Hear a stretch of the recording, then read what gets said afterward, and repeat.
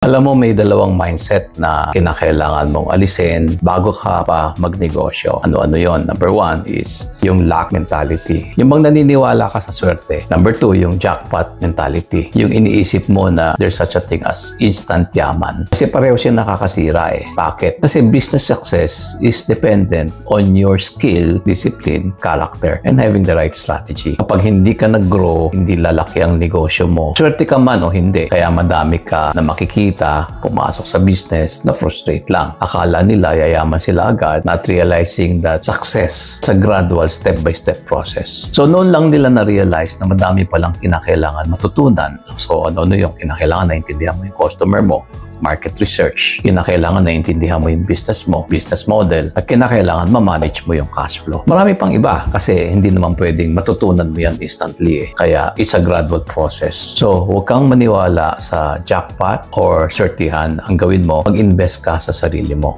Once nag-grow ka sa skill mo, sa character mo, sa disiplina and understanding, makikita mo yung business mo nag-grow din.